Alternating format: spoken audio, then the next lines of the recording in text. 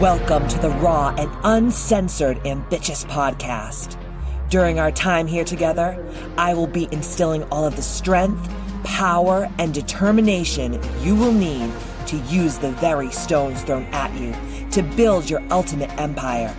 We will redefine the word bitch from the derogatory to the acronym being in total control of herself. So let's adjust our crowns and prepare to live life ambitiously.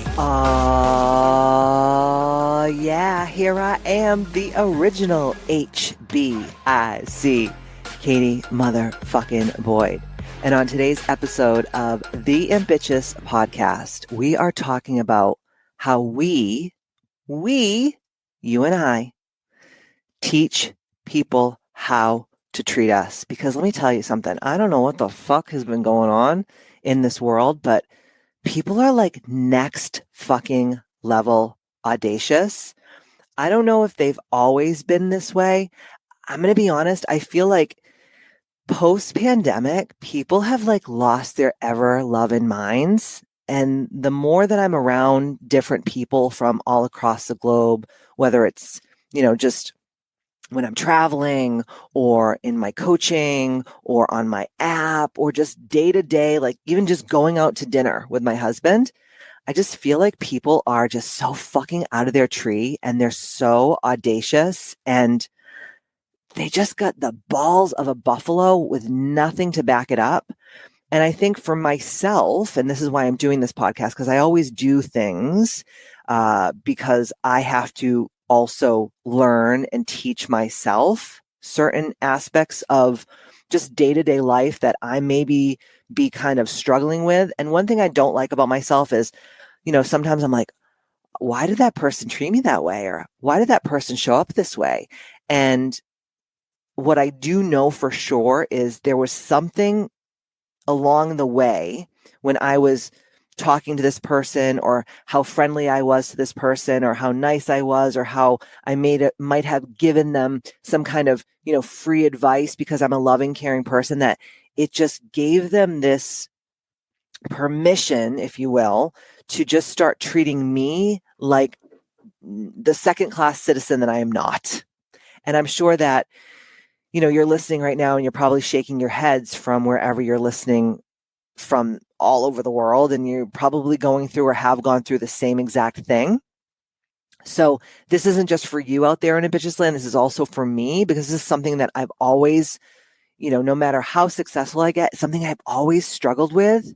It's really truly about like the audacity of people. And it's like, no, it has nothing to do with them. It's everything to do with you. So that's what this podcast is going to be all about.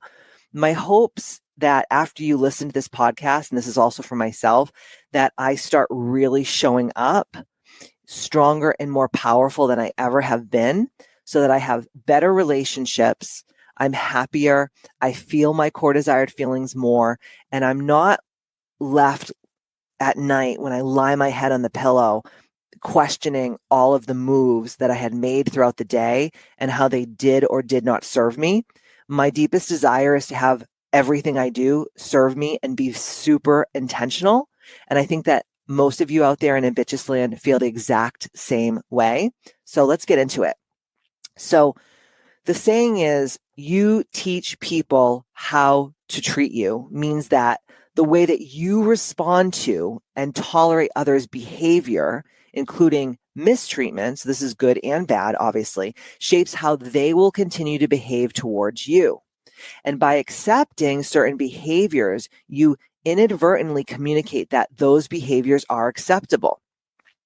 Now, I have this conversation with a lot of my clients, and I'm going to be totally honest with you. Being ambitious is about radical responsibility. And this is something that not only have so many of my thousands of clients had a really hard time with, but sometimes I have a difficult time with it as well, because no one wants to hear, oh, the reason why this person treats you like shit is because you, 10 years ago, opened this door that cannot be closed. And I can't tell you how much of a people pleaser in the past that I have been. And a lot of that has to do with trauma from my childhood, certain things that I've gone through in my life. But when you know better, you have to do better, right? So I'm going to give you all of these different stories and different ways that we can, as ambitious women, show up with radical responsibility. Because when you show up with radical responsibility, you're saying, listen, I'm in power. I'm in control. I can fix the things that I allowed to go awry, even if it was a really long time ago. Because I think another thing that people think is, oh, I allowed this 15, 20, 30, how many ever years ago, so I can't fix it now. And that's not true. Sometimes we just have to show up in a much different way than how we're showing up now. Okay. So when someone is treating you the way that you do not desire to be treated, it is something that is in your control 110%. And this is how we're going to do it. This is how we're going to shape it. So the first thing that we do, and if you haven't listened to other podcasts of mine, go back and listen to all of my podcasts about boundaries because it's so, so important. Also in my book, I have a whole chapter about setting boundaries. It's one of the life makers or breakers in Ambitchious. Okay. So when you have pristine boundaries and you're living your life very intentionally, people are going to show up and treat you way differently than they do now. So if you're being mistreated or you're, scratching your head being like, why did that woman say that to me? Or why did this happen? Or why did this person think that they could just show up this way? It's no one's fault but your own. And I know that you're mad at me right now. And I know you're like, Katie, you're such a bitch. Yes, this is not the Lick Your Butthole podcast. This is the Ambitchious Podcast. This is about being the HBIC, the head bitch in control of your ambitious life, which also means being in total control of herself. So we cannot control everything in the world, but we can control some things. And I think that teaching people how you desire to be treated is an art form that should be taught to us at a very young age. Okay, so the first thing that we have to do is we have to set really pristine, strong boundaries. And once we set those pristine and strong boundaries, we cannot go backwards. So if you always are allowing people in your life, whether it's the cat down the road or the waitress at your local restaurant or your mother or your boyfriend or your best friend, if you allow them to treat you disrespectfully and unfairly, and how they're showing up to you does not align with who you are and your core desired feelings, you are essentially telling them that this behavior is acceptable. And conversely, if you respond assertively and consistently to mistreatment, you can discourage it and establish a more respectful dynamic. So I'm going to give you a little story. So one of my biggest things, and I think that this has to do with growing up with not a lot and being around a lot of poverty and a lot of lack mindset and not enoughness, sometimes I will be way too nice and too chummy with people in the service industry that are supposed to be serving me. Mostly it has to do with mostly restaurants or a bar. Okay. Not that I go boozing every night, but if I go to a local restaurant and I'm very friendly to the server, let's just say for sake of conversation, and my husband points this out to me. He's like, you're a little too nice to people. And what happens is the first time they meet me, they serve you and they give you the best service possible. And then what happens is as they become more familiar with you and you're kind to them and you tip them really well. And then if they forget to bring you water or they fuck up on your food or, whatever. And you're like, oh, it's okay. Don't worry about it. Cause I was in the service industry for a really long time in the restaurant bar business. So I know how you can get in the weeds and I know it's stressful and I know it could be super overwhelming. But when I was a server, I always gave the best possible quality service that I could give. And I always say to myself, if I was the person on the other side, the receiving end, how would I want to experience this experience, right? Now, not every server, not every bartender can give you the best service for whatever reason. And that's okay, because people are human, and, it's not always going to be perfect. But I noticed that, and a good friend of mine said this to me once. He said, Katie, be friendly, but not familiar. Like, you can be kind and you can be sweet, but you have to follow this kind of invisible line that exists. And you can't step over that line, because as soon as you do, right, it just changes the dynamic. So one time I remember we were at a restaurant, my husband and I had known this waitress for a while, and she was really cool, and she's very sweet, very funny, very kind. And one day, she said something to me like, "Oh, do you want like this extra thing on your food or whatever?" I'm just making up because I can't remember what it was. And I do remember this. I said, "Yeah, fuck me up." Like, I was just fucking with her. And she like laughed. But ever since I said that to her, she never treated me like I was Katie motherfucking Boyd. She treated me almost like I was just like, "Oh, it's just Katie. Like, who cares? We don't have to bring her water. We don't have to get her meal correct. We don't have to do this, but she's still going to tip me really well." And my husband said to me, he goes, "Don't talk to people like that anymore." He goes, "I know you're funny, and I know you love to have fun, and you love to make people feel comfortable." He goes, "But every time you do that, you always end up fucking yourself over." And I know what it feels like to feel mistreated, and not treated to the best ability possible. So I always try to, when I show up to people, I always try my best to give them extra, right? I always try to show up in a different way. And sometimes it doesn't always work out for me, right? So we have to make sure that whether it is like a family member, or it's a server at your local restaurant, or it's the cat down the road, we have to show up the way that we desire to be treated. When I get a massage, I just came back from Lisbon. And every time I go to Lisbon, I always stay at the Four Seasons for a couple of days. And I always go to this one person who's a masseuse, and she's fucking incredible, dude. This girl's next level. Her name is Dominika. She's a Polish girl. She's fucking amazing. I've never had a massage like that in my life. Like, it's sick. Like, this girl is like next level. And I'm so kind to her. I'm so sweet, but I know, like, I love this massage so much. I don't want her to, like, because I go to Lisbon a lot. I go to Portugal a lot. And I'm like, I want her to really show up and give me this massage the way I want it. So, like, I'm very kind to her. I'm very nice. And I talk to her, but it's nothing ever personal. I don't even want her to kind of know who I am. I just want her to treat me like, how she treats everybody else. And like, when she's massaging me, I don't talk. And she'll say to me like, "Oh, is the pressure good?" And I'm like, "Oh my God, it's amazing. It's amazing." But years ago, I would like talk to the girl that was massaging me the whole time. And then I started to notice that what will happen is, and I bet you guys are all out there laughing like, "Oh my God, is Katie in my fucking head right now?" Because I do the same shit. But I started to notice, like, as I got more close to the person, the level of service was never there ever again. And it's almost like they just like, "Oh, it's just Katie. She's like our friend, and she's like going to just come in and she's going to tip me well. It doesn't really matter." And then I was like, where did this come from? Like, why am I acting this way? And it's funny because I took my mom away to the Woodstock Inn in Vermont once.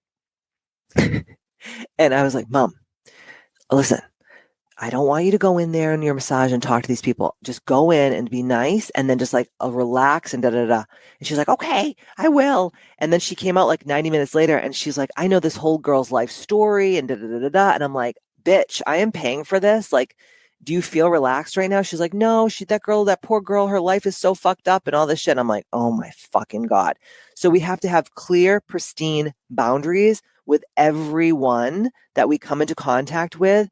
And because, listen, it's not that you're not a nice person. It's just a slippery slope. And if you desire to have that level of treatment, that level of service, you have to show up.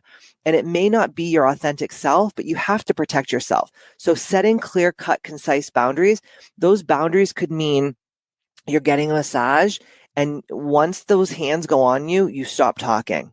The only time you're going to talk is if you want them to change something, or if they ask you like, is the pressure good? And if it is, it is. And if it's not, then you can kind of fix that, right? Or, when you're at a restaurant and people aren't giving you the best service, you either can decide not to go back to that restaurant. But what I would do is I would shift my energy to how you are showing up to that person, excuse me. So if they're dumb fucks, they won't get the picture. You might have to like go the next level, but mostly people are pretty decently smart and they're going to be like, oh, Katie's a little different. I better step up my game, right?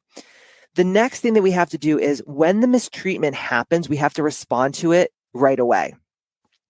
So if we allow others to treat us disrespectfully or unfairly, we're essentially teaching them that such behavior is acceptable. Conversely, if you respond assertively and consistently to mistreatment, you can discourage it and establish a more respectful dynamic. I'm going to tell you a little story. So I go to this place to have a service, and the girls that all work there are fucking awesome. I love them all. They're super sweet. They're super good kids. But I noticed that when I walk in, because of who I am, I feel like the younger girls, they like want to talk to me and they want my advice. And I love that they respect me and love me and they like trust me, right? That's what I deeply desire that from people. I desire them to feel open with me and to trust me and to value my advice or whatever. But I noticed like the last time I went in to get my service that they all just kind of glommed around me and they were just like riding me for all this information. And I'm literally like, wait a minute, this is what I do for a living and I get paid like a lot of money. Like, why am I giving this, free service out? So I listened to one of the girls in particular. I listened to her for like a good 45 minutes of my service. And then I was like, hey, this is what I do on my app. Like, you should really join my app, and I sent her the link to the app and blah, blah, blah, blah. She was like, oh yeah, of course. She even said to me at one point, I should just hire you for a session. And I was like, girl, like, I'm expensive. Like, you're better off doing this unless you really want to get into like a mentorship container with me and like really take your life to the next level. I mean, the app is amazing too, but if you're working on something very specific, mentorship is like where it's at. So I sent her the link and she never thanked me for it. She never even acknowledged, and she obviously didn't sign up for the app. So now what I have to do is next time I go in for this service, I have to say to her, like, yeah, like last time we spoke, I gave you a lot of good advice and I don't feel like you really valued it. And you definitely didn't value it when I sent you the app because, this is what I do for a living. And it's almost like when you find out someone's a lawyer and you're like, hey, I got in this car accident in 1987. Like, what do you think about this? The lawyer's like, I'm an intellectual property lawyer. I'm not like a fucking car accident lawyer or whatever. Or, you meet a doctor and then all of a sudden you're like, hey, I fart a lot after I eat peanuts. And the doctor's like, what the fuck? I'm just I'm at a party. Why are you laying this on me? Like, we would never do this to, I shouldn't say that. That's a fucking lie. I was going to say we never would do this to like people like that, but that's not true because I just gave you two really good examples and people do that to doctors and lawyers all the time. Or like people will say to my husband, they'll say about their child, like, oh, I think my son has ADHD and he's really aggressive and he's oppositional. And my husband's like, bring him to karate. And like, do you think that those people ever listen to my husband and bring them to karate? Even though getting into karate and learning leadership and discipline and how to handle your emotions is so incredible for children. But it's like sometimes people just want to hear themselves fucking talk, And because we're loving, kind people, we really, truly desire to help people. But there has to be some kind of a cutoff because if someone is taking up time, precious time of yours when you should be relaxing, when you should be having a service, when you should be out with your husband having drinks or dinner, then why shouldn't we, I don't want to say disrespect them right back, but why shouldn't we respond to that treatment and say like, hey, like, I don't talk like this to people. If you want to hire me and have a one-on-one, like this is the price and this is how you do it. Or, when people will, this happens to me all the time too. And I feel so bad, but this is just what it is. Like people will be like, hey girl, I need to have dinner with you or have coffee with you because I really want your advice on this thing with business. And I'm like, babe, this is what I do for a living. Like I would charge my own fucking blood. Like, because what happens is when you provide a service or you provide knowledge or energy and you're always giving it and you're never getting that reciprocation, it's just cleaning out your energy bank, and it's making their bank grow. And then that's why you feel like a bag of smashed assholes all the time. You know, a lot of my clients will be like, well, I'm an empath and I'm this. I'm like, so am I. I'm an empath. I had a traumatic childhood. I'm a people pleaser. I want to do the same shit as you. I want to just help people and fix them. It's in my fucking DNA. But it's not helping them because people don't pay attention to what they don't pay for. I have a couple of people who, you know, can't afford to work with me, yet they text me all the time and ask me like, oh, who did this for you? And like, how can I do that? And like, will you help me start a podcast? Like, what's your advice on this? And I'm like, this is what I do for a living. Like, I'm not here to like give you free service. I would never ask you to serve me for free. Like, sometimes we really have to tell people to fuck right off. We have to give them the fucking ticket to stamp the fuck off ticket to fuck right off. And I know, oh God, it's so hard to do this. And I'm saying this and my butthole is puckering too right now, but it's how we keep ourselves high vibrational. It's how we keep ourselves. I'm an angry fucking bitch. Okay. I am angry most of the day. I always just wake up angry. I'm an aggressive human. It's how I'm wired. It's also from trauma. And I'm working on that on a minute to minute basis. I want you guys to all know that. But sometimes like the best thing that you can do for yourself is to tell people to fuck off, to respond to the mistreatment right then and there, and not let it get so far away that you know, I know it's gone too far when I look at Matt and I go, can you believe that bitch just did that to me? And he's like, yeah, but why does she think she can? You taught her how to treat you, Katie. You obviously gave her some kind of permission to show up in this way. And he's fucking right. And it pisses me off every time. But I have to be honest with myself. So responding to the mistreatment is the second way to really start to rewire and recalibrate if people are showing up in a way that does not make you feel ambitious. The next thing is we have to really cultivate and hone that self-awareness. You know, being mindful of our own reactions and behavior is truly key when it comes to this. And you have to also consider why you might be allowing certain behaviors and what needs to change in yourself and what needs that you're not meeting within yourself. And really addressing these issues can really impact how you're showing up and how you're interacting with others.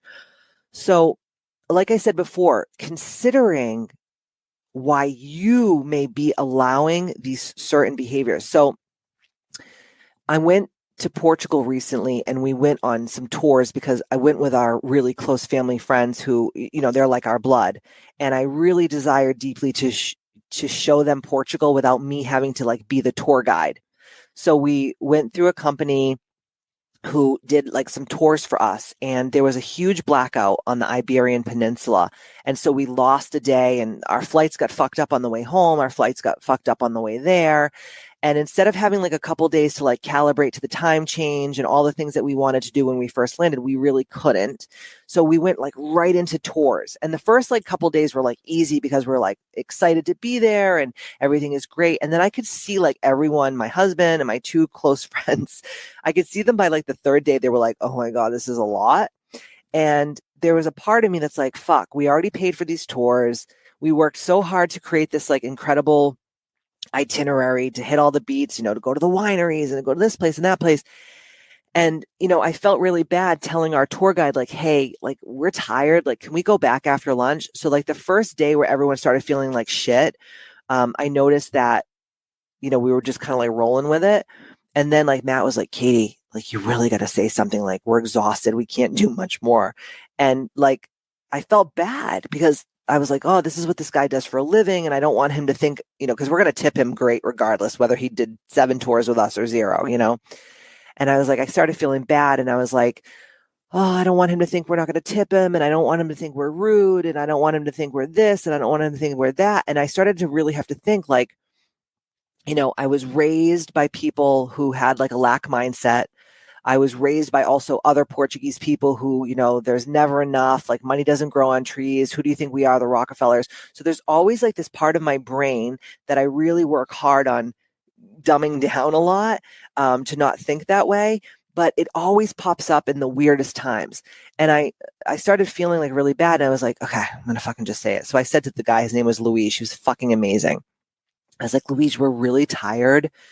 Like, I don't think we're going to do this today. And he was like, oh, you don't want to do the this and the that. And I'm like, no, like, and he gave me a little bit of the Portuguese guilt trip, but then I was like, no, he works for us. I don't work for him. I had to like rewire my brain in real time. I also get really car sick when I travel in the back seat of a car. And so I was just like, fuck it, I'm just going to go in the back seat of the car. And I remember we were driving in Sintra through all these like windy roads. And I was like, oh my God, I'm going to throw up. I'm going to throw up. And I had taken Dramamine and the whole 9 yards. And I said to Matt, like, hey, can you tell him like we got to pull over for a second and I got to change seats? And so Matt's like, hey, Katie's not feeling well. Like, can we pull over for a second? And he was like, oh, we only have like 10 more minutes. And I was like, fuck, okay, can I make it 10 more minutes? And I was like, no. I was like, Luis, I said to him in Portuguese, I was like, I'm going to throw up. Like, you need to pull over. And he's like, okay. And he pulled right over. But like, I could have white knuckled it for 10 more minutes. And I know these are such like small little petty things that I'm telling you guys about, but I know that the small petty things are what bother us on a large level because they compound. It's not just one, I'm car sick. It's not just one, I don't want to do this. It's not just one thing. It's so many things compiled that we keep saying yes to when we really mean no. And that starts to chip away at who we are as people. And so the more that I flex that muscle, and I have that self-awareness of like, no one's going to advocate for me. No one's going to come and save me. If I don't like how I'm being treated or I don't like something, I have to be vocal and I have to say it no matter how uncomfortable it is for me. And then on the last day, it was so funny. We were supposed to do like a wine tour and a cork tour and all this fucking shit. And we were already so fucking tired and jet lagged. And so we just said to Luis, like, hey, we're not going to go tomorrow. And he was like, really? And I was like, no, we're not going to go. And it was so cute because he came and he brought us this like very special wine that you really can't find anywhere in Portugal. And he came to our hotel on our last day and we just had some wine and we just chatted and it was so lovely. And then like we got to like just relax for the rest of the day. And it was like one of the best days we had on our trip because it was like we were just doing whatever the fuck we wanted to do. And it ended up being so awesome. And now we have a friend for life with this gentleman who lives in Portugal. And every time like we go there, we're going to meet up with him. And if he comes to the States, like we'll probably have him at our house for dinner or whatever. But it's like, I could have just white knuckled it. We all could have just done it and said, fuck it. We'll just do it. We already paid for it. Who cares? But like, it's also proving to the universe like that we are enough, that we are abundant, that we're not in lack mindset and we're not in that scarcity mindset. And the more that we can remove ourselves from those energies, the more abundant that we are going to be.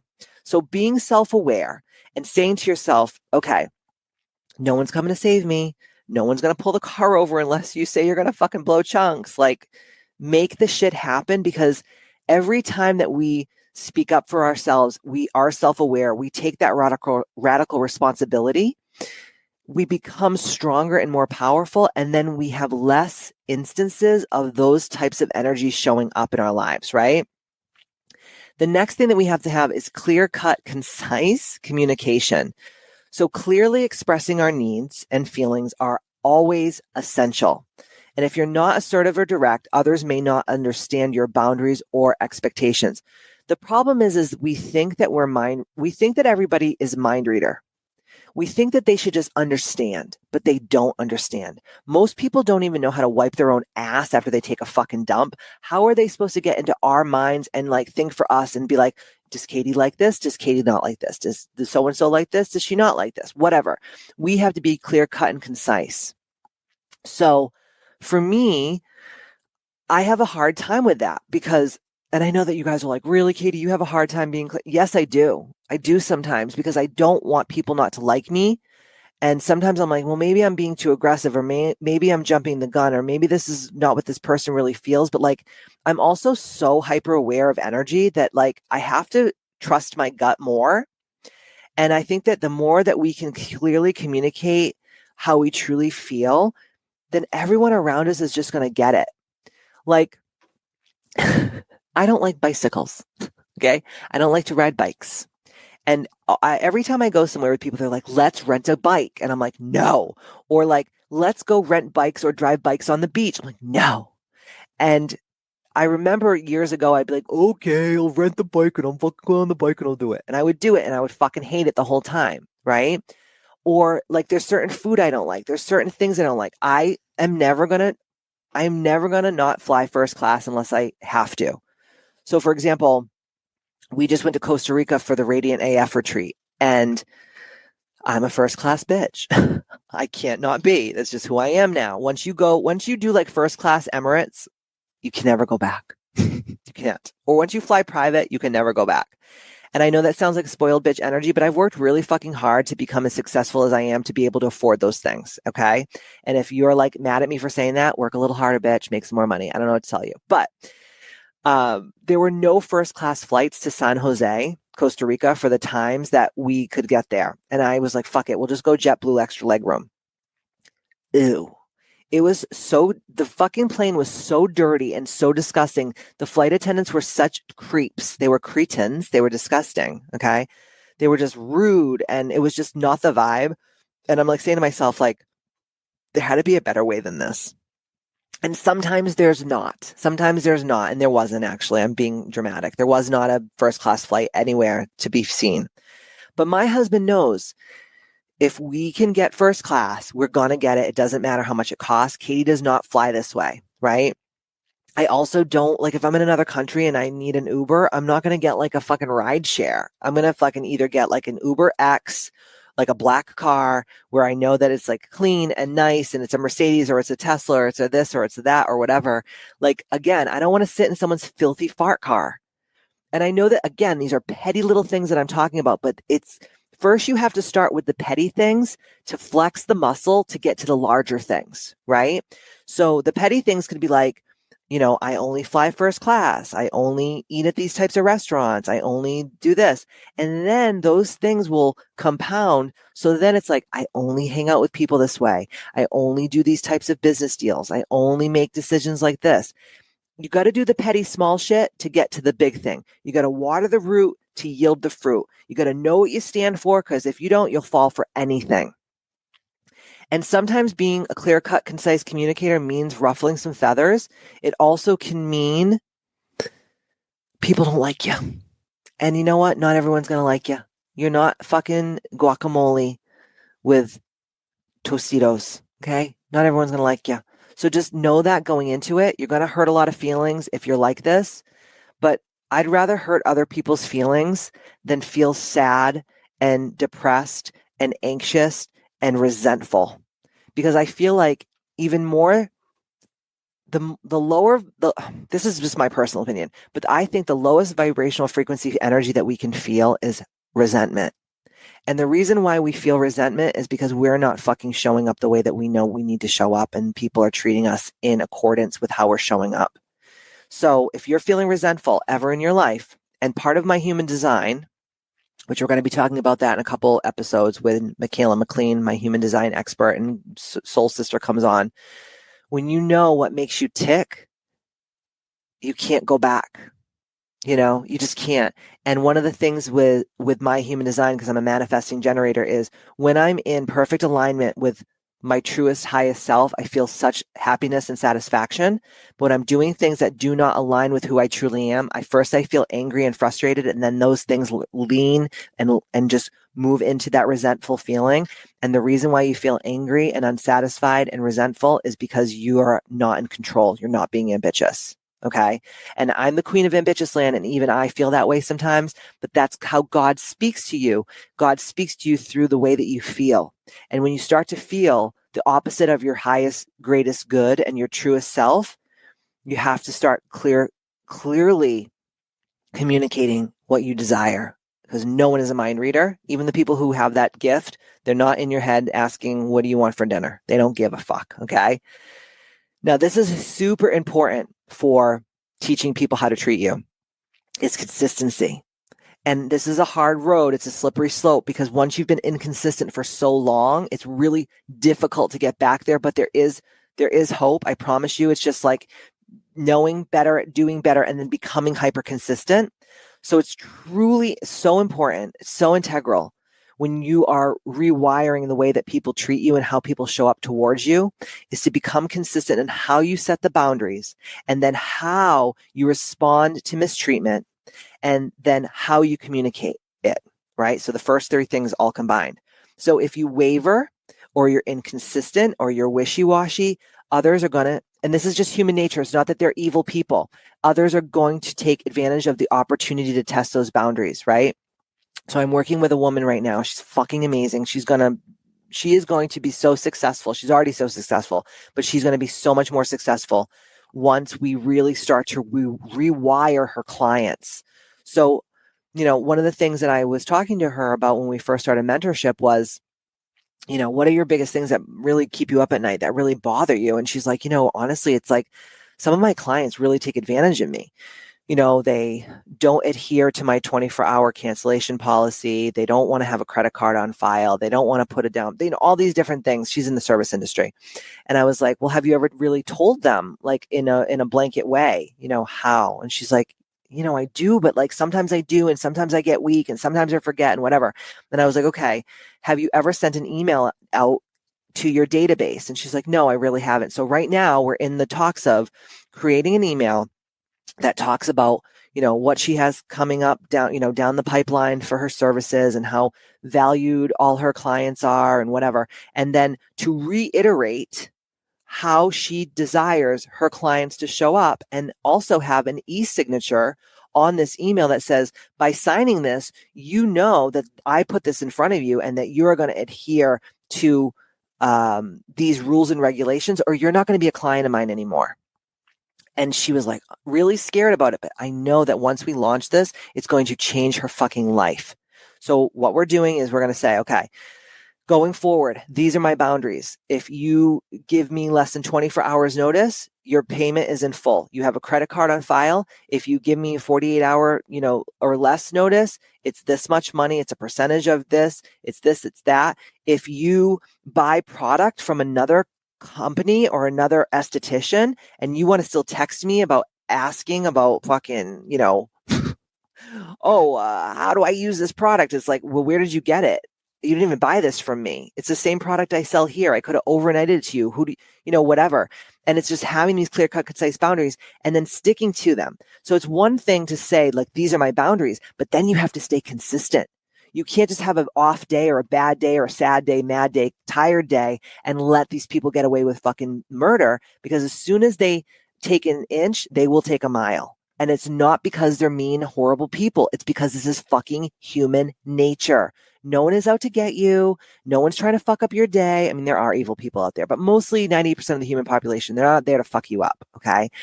But we have to stay consistent. I had a girl reach out to me a couple of weeks ago who's a very good friend of mine. I love her like a sister. And she's like, hey, I want to take you out to dinner. I want to pick your brain about A, B, and C with work. And I said, I don't do that.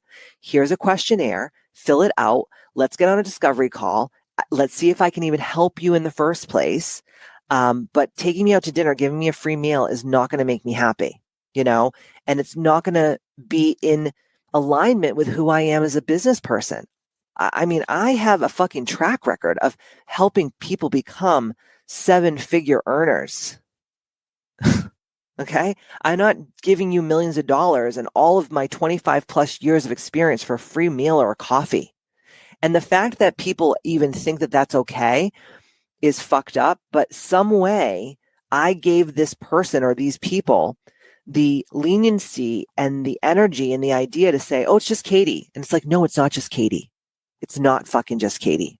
I'm going to be so fucking gangster right now, but I love Goodfellas. It's one of my favorite movies. And remember when Joe Pesci's character went into that bar that night and the guy was like fucking with him because he used to shine shoes in the neighborhood and now he's like a made man in the mafia.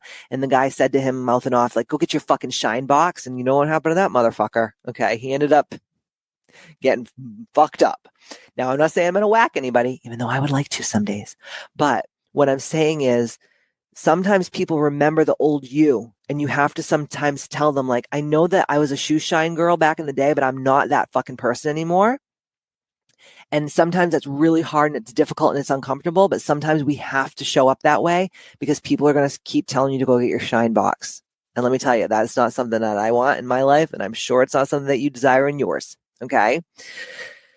The next thing is, and this is the last thing, and I think this is really truly all that, and I'm going to use the N word, that we need to really start putting these boundaries in place and kind of reteaching or now teaching new people how to treat you and reteaching and rewiring the way that old people, are treating you now and how they need to show up to listen, because you don't need to keep these people in your life. If you keep doing this over and over again and they're not respecting you, like they're literally telling you, fuck you. And it's time for you to go, well, then fuck you too. And then peace the fuck out. You don't have to stay anywhere where you're not being treated like the queen that you are. And don't fucking forget that.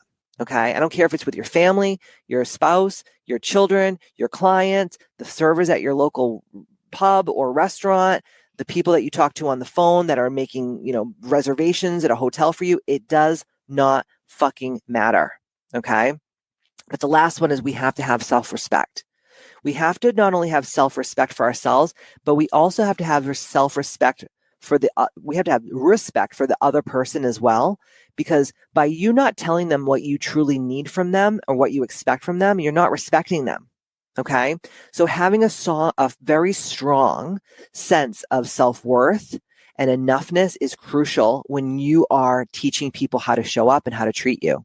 And when you truly value yourself, you're so much more likely to stand in your power, stand up for your needs and your rights, and you truly teach other people to respect you, but also you're being a good role model for those people, right? You're being a good role model for those people.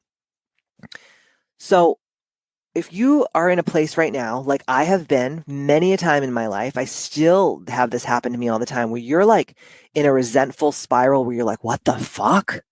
It is really, truly time for all of us to stand in our power, to set some clear-cut, concise boundaries, to keep consistent with it, and to keep checking yourself before you fucking riggedy wreck yourself, because no one is going to come and save you.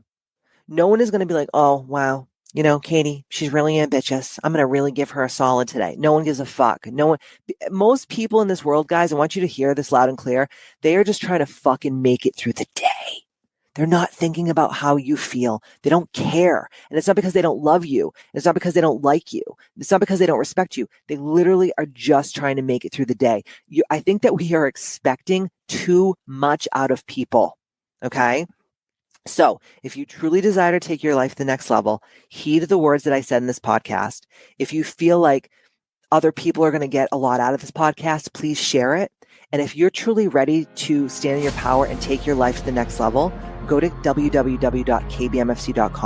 Check out either signing up for my app or hopping on a discovery call with me. It's totally complimentary, and I would love to do it to figure out how we together can go to the next level, whether you end up on my Ambitchious app, or you end up part of Katie Boyd's Misfit Club, or you end up one of my incredible Ambitchious mentorship clients. It doesn't matter to me. My truest desire in life and my purpose is to help each and every one of you live an ambitious life and make the rest of your life the best of your life. And so in the meantime, don't forget to stay ambitious. Don't forget to share this podcast with everyone that's in your soul circle. And like I always say, see you next Tuesday.